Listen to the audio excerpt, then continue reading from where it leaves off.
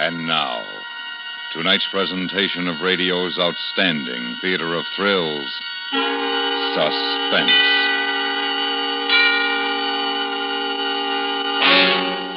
Tonight, we bring you a transcribed story of a man caught in a mine shaft, trapped by his own conscience. So now, starring Torrin Thatcher, here is tonight's suspense play, The Digger.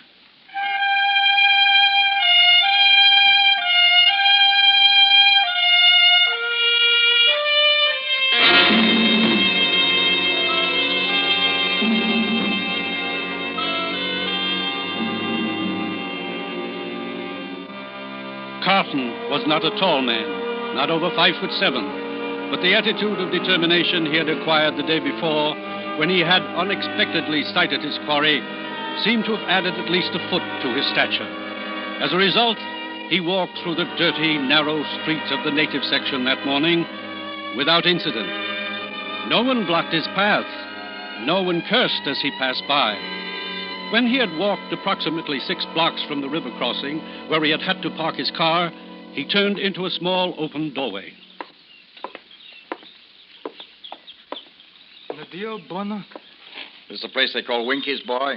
Dear Bonner. Where's your head man? Thank you, Ngobe. Sir, you do not wish to drink here? There are many places better for gentlemen across the river. I didn't come here to drink. What other reason could you have for honoring my establishment, sir? Well, I'm told you rent rooms upstairs. You're a policeman, sir? No. Sir, you have been misinformed.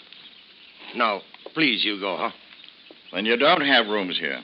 Only 2, sir, where my family and close friends may rest. So you will... I suppose he could be a close friend of yours by now. Who, sir? Well, the man I'm looking for. I got a job for him. No one here seek work, sir. Well, let him tell me. But I am telling you, sir. Now, look.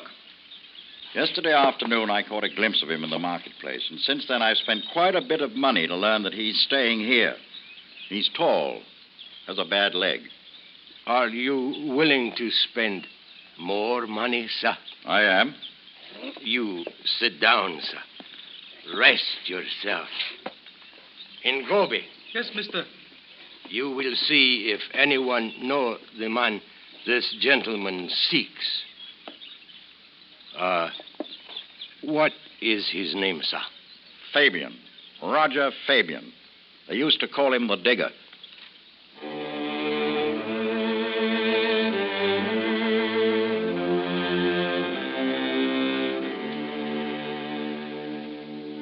Upstairs in a small, musty room almost directly over Carton's head, Fabian sat on the edge of a narrow cot. He had aged in the past 2 years. His stomach had soured, and he had grown thin, so that now he scarcely resembled the man once known as the Digger. For several weeks, he had heard that someone was asking questions about him, trying to track him down. And several weeks ago, if he could have paid Winky what he owed, he would have left this place and gone north. But he never seemed to have enough money, so now he waited, knowing the man would find him, wondering what the man wanted. Near Fabian, standing at the window combing her hair, was a woman about 20. She turned toward the door when Ngobe knocked. Yes? Who is there? Ngobe. What do you want? Mr. say wanna come. Man here to see him. Tell him I'll be... No, tell him to come up here. Dear Bonner. Well, what's the matter with you? You will have to go away. Now, where'd you get an idea like that? You do not eat. And at night when you are sleeping, you cry out. Oh, and that means I'll be leaving you, eh? You have been hiding. What you were hiding from has found you. Now it take you away. Good thing you don't make your money telling fortunes. We'd starve. Carton. What are you doing here? Hello, Digger. Come in, come in. Yeah, you sit here where it's clean. I'll squat on the floor. Tisha, get us a drink. Say, what would you like, Carton? Oh, nothing for me, thanks. Still a bit early. You sure? Yes, quite. Well, if you won't mind, hurry it up, Tisha. You like a cigarette? Oh, very much, thank you. Here, I've a light.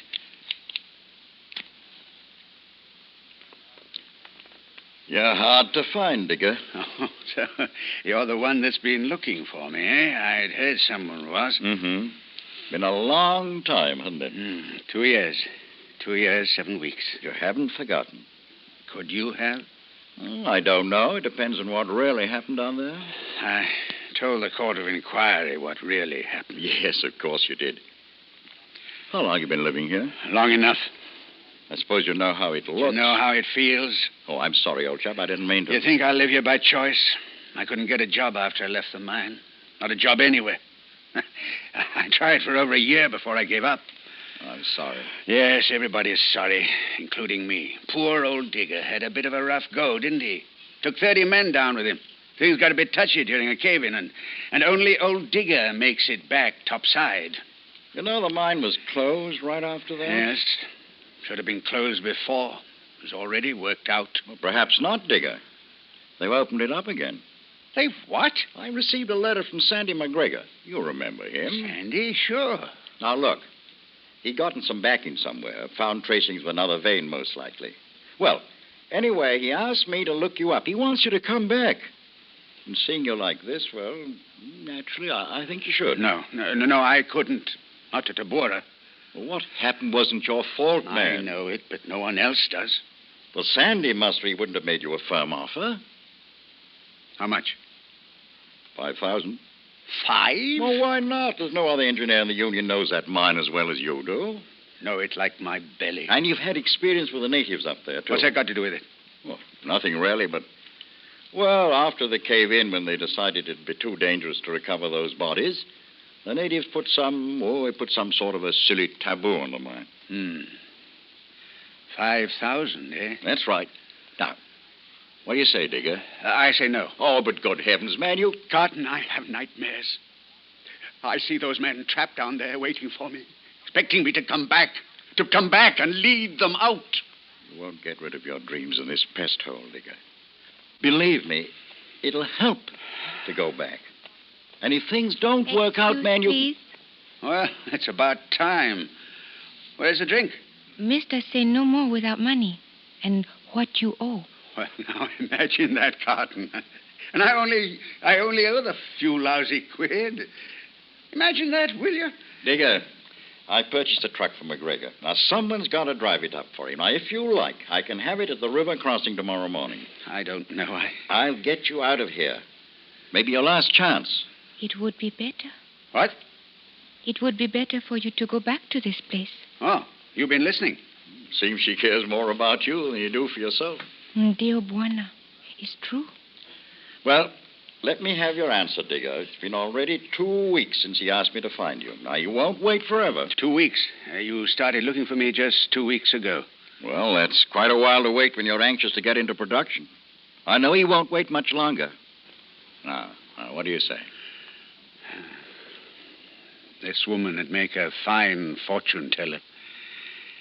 You buy me out of here, and I'll go.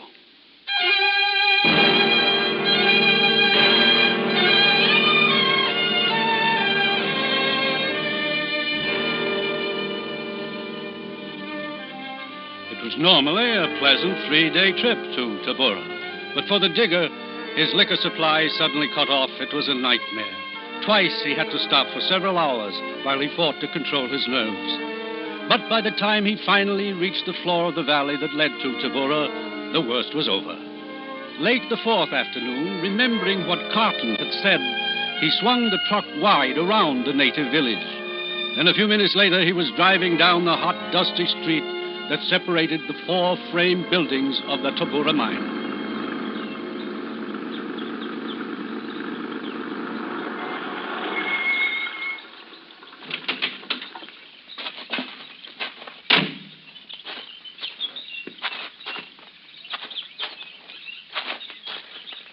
Hello, anybody here? Yes? Sandy. Sandy McGregor. Who is it? It's the digger. Why, what's the matter? Didn't you recognize me? Look now, of course I did. I just had to wait till I got close up. You haven't changed, Sandy. Neither of you. And I'm very glad to see you, Digger. Oh, is that the truck Carton bought me? Yes, and she's loaded with supplies. Good. We'll unload it in the morning. It'll give you something to do. Haven't you started working the mine? Well, I can't until I receive the permit. Come along inside. Carton thinks you've found a new vein. So I have. Should go about 600 a ton. I've got some more samples. You take a look, see what you think. Your leg been giving you trouble? Oh, no. Muscles get tight when I don't use it. That's all. Too bad you didn't get entirely clear that day. But even so, you're a great deal better off than the others who were down there. Yes. Anyone else here with you? The geologist seems to know his job.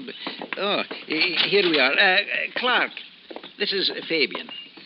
Roger Fabian. Clark? That's right. I was just about to fix myself a drink. You'll join me, won't you? No, thanks. Oh, come now, Fabian. Surely you're thirsty after your long trip? No. I've decided to stay off it for a while. Oh? Think you'll be able to? Why, yes. Why? I've always heard once the stuff's gotten hold of a man, it took real guts to leave it alone. Oh. Well, how about you, Sandy? No, not now. I'm going to take another look around for Miggy. Miggy's our newest recruit in the village, Digger. Oh. He disappeared right after luncheon today. Carton said you were having some trouble with the natives. Nothing to it except threats. They don't want us going down into the mine. Big taboo. I'll be back in a few minutes. So you're the famous Digger. I've heard a lot about you. Oh, from Sandy? No, he scarcely mentioned you. Sure you want to have that drink? Quite sure. Well, you've changed since Joburg. Oh? Did we meet there? Oh, we had a mutual friend, Trudy Morgan. Remember her? Oh, yes. You'd been gone about a month when I checked in. Well, would you like to see your room? It's right across the hall from mine. Doesn't matter if you snore, though. Rats keep me awake most of the night anyway. Rats here? Well, the place is overrun with them. And they're hungry, so watch yourself. Well, everything seems to be in order. Except the lock on this door. Oh, I won't worry about that. I would. Someone might sneak in while you're sleeping and slit your throat. Well, it's not very funny, Clark. It wasn't meant to be. Now, come along. We'd better get your gear in before dark.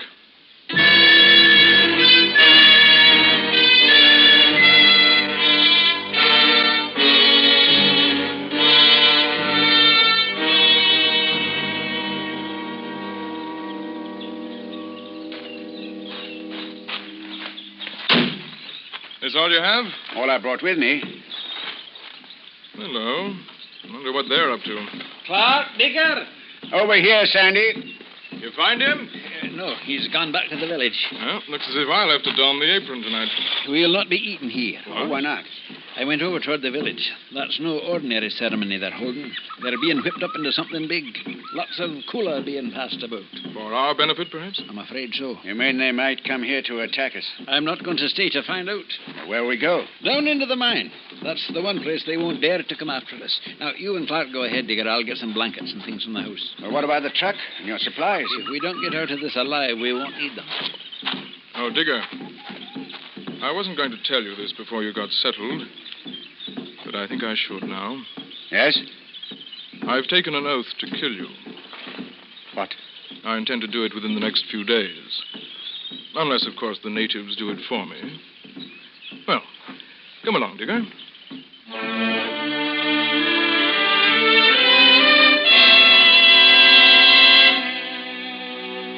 You are listening to The Digger, tonight's presentation on radio's outstanding theater of thrills, Suspense.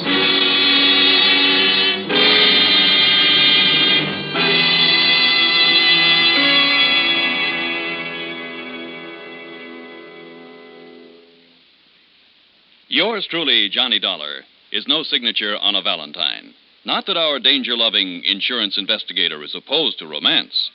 It's just that the detective's profession calls for a pragmatic approach to life, if he wants to go on living.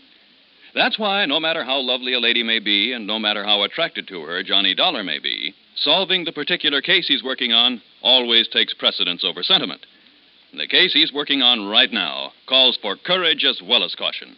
And it's a baffling mystery thriller you'll enjoy following clue by clue as you listen for yours truly, Johnny Dollar, Monday through Friday evening on most of these same stations. And now we bring back to our Hollywood soundstage Torrin Thatcher, starring in tonight's production, The Digger, a tale well calculated to keep you in suspense.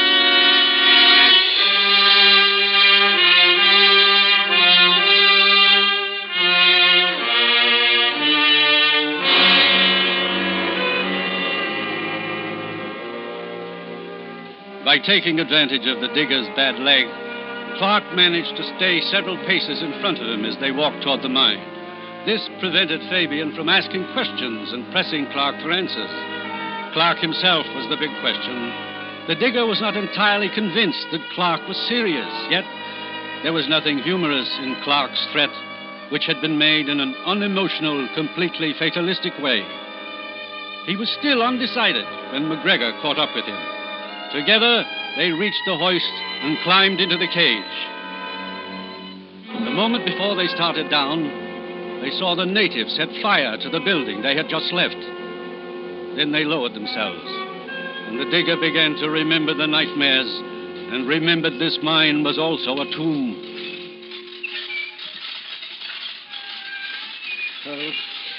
This will set us back. Set us back more if they catch us. There's a bottle wrapped in that blanket, Clark. Will you break it out? Yeah? Yes. How far are we going down, Sandy? To the lower level. The lower level. Yeah, that's what I've been working. I've got a spot fixed up back near the cave-in. We'll be more comfortable there. Here we are. You look a bit shaky, Digger. Better take some of this. Yes. All right, thanks. There, that's more like the old Digger. How about you, Sandy? Go ahead. No, it won't bother me being down there. Well, it shouldn't bother any of us. That's so? How about it, Digger? Would it bring back some nasty memories? Why should it? Well, last time you were down, you barely got out alive. You were lucky that day, weren't you? Clark, you're wouldn't right, bring... Sandy. I'm sorry, Digger. Didn't mean to remind you. You didn't? No, don't imagine I did. Here, you better take another drink. Wash away the ghosts.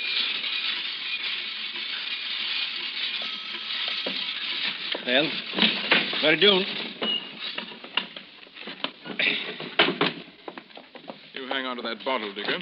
I'll help Sandy with the other things. Wait a minute. What is it? I'm not sure. It's smoke. What? It is smoke. Coming from up top. They're trying to smoke us out. Yeah, well, that'll take a lot of doing. Come on. Let's get back where we can rest.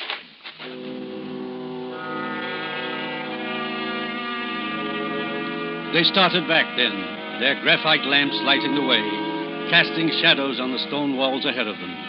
The digger remembered each foot of the level, each beam that supported it and kept the earth from caving in on them. Once he would have remembered them as old friends, but not now. Then they rounded a sharp turn and came upon the fallen tons of shale and loose rock that had caused the death of 30 men.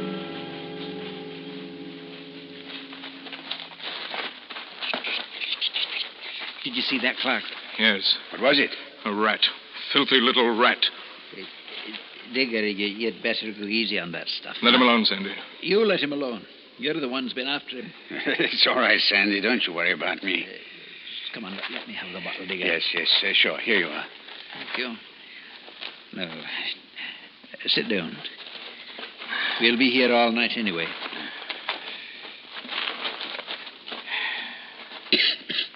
Cigarette, Sandy?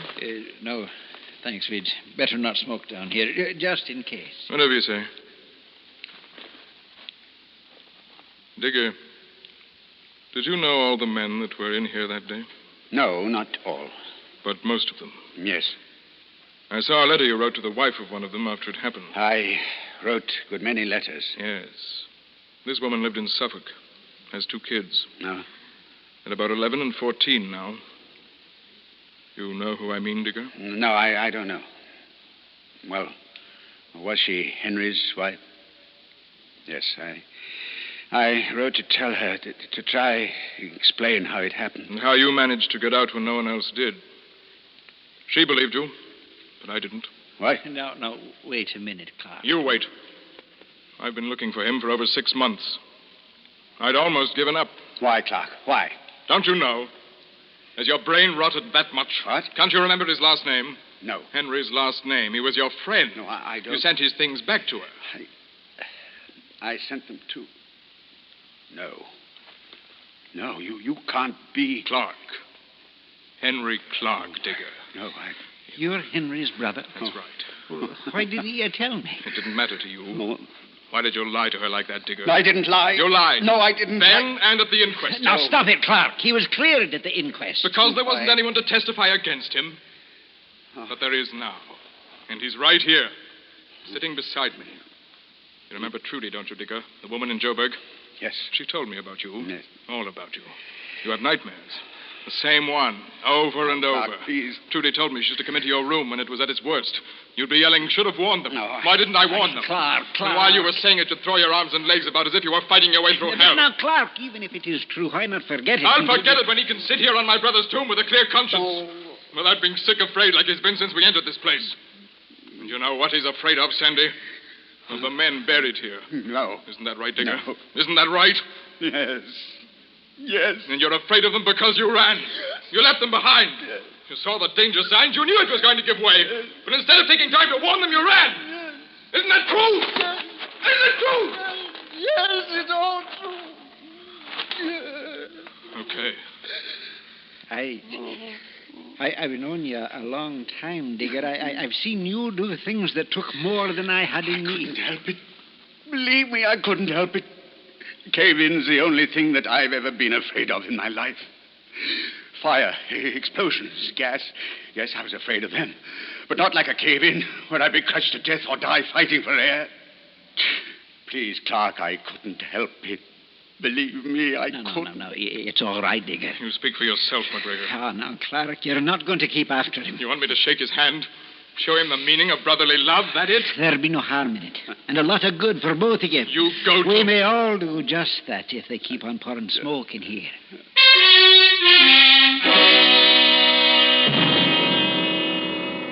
They sat quietly for a while, waiting.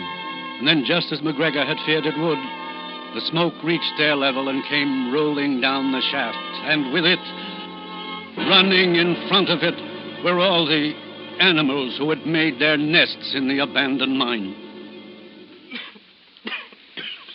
What time is it? About 4. It'll be daylight in another hour. The natives will stop then. Go home to sleep off the cooler. What was that? Did you hear something? I don't know. I thought... Listen. Another rat. Look there. At the turn. There were 4 of them. Listen to them. They must be coming down here to get away from the smoke up top. Let's take a look out toward the cage. Good Lord. Hundreds of them. Keep your lamp on them. They're afraid of light. Sandy, look back there toward the cage.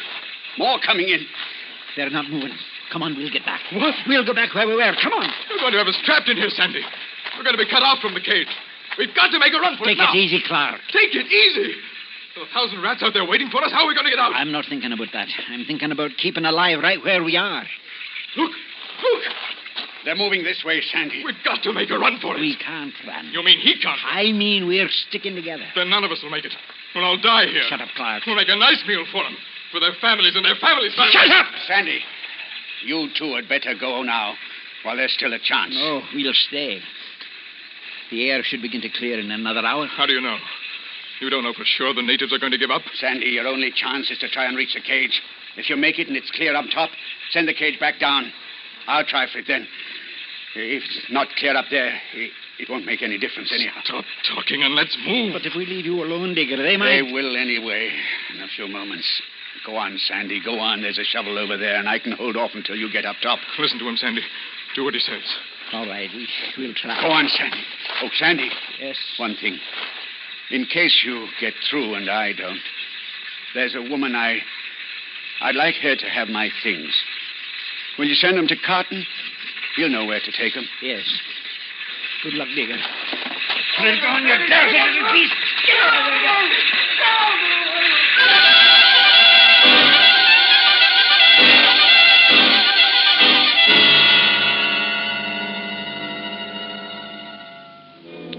A few minutes later, Clark and Sandy McGregor, having fought their way to the cage, reached the top of the mine and stepped out into a clear blue dawn.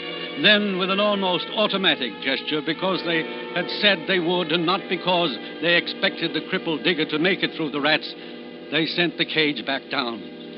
Then they waited. How long's it been? Long enough. Yes. Clark, he made it. He made it. Come on, help me pull him up.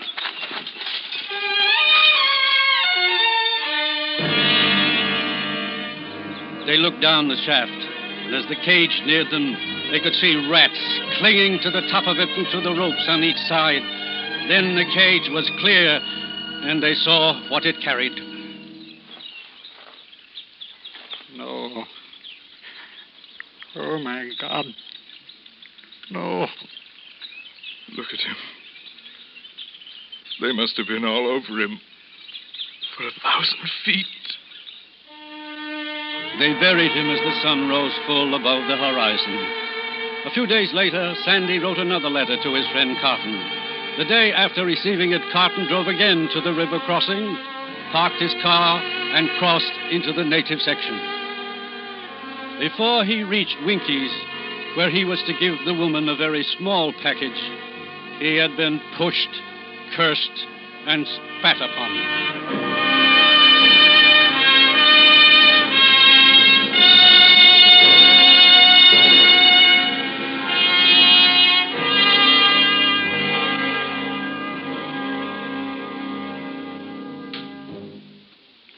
Suspense, in which Torrin Thatcher starred in tonight's presentation of The Digger.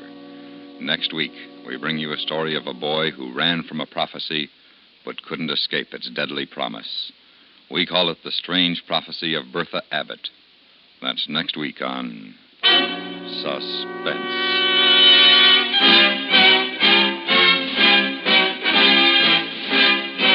Suspense is directed and transcribed in Hollywood by Anthony Ellis. You have heard The Digger, written by Charles B. Smith, especially for Suspense. The music was composed and conducted by Leith Stevens. Featured in the cast were Herb Butterfield, Charlie Lung, Ramsey Hill, Stan Jones, Lillian Baeff, and Parley Bear. Now, a public service message from CBS Radio. In this second half of the 20th century, war could happen in a hurry. Nuclear fission and long-range bombers have brought America within striking distance. And unless we're on our guard, an aggressor could deliver devastating blows. To help guard America, enlist in the Ground Observer Corps. Sign up for the silver wings that mean you're doing your share to man our vital aircraft spotter observation posts. Write or telephone your nearest Civil Defense Center and volunteer.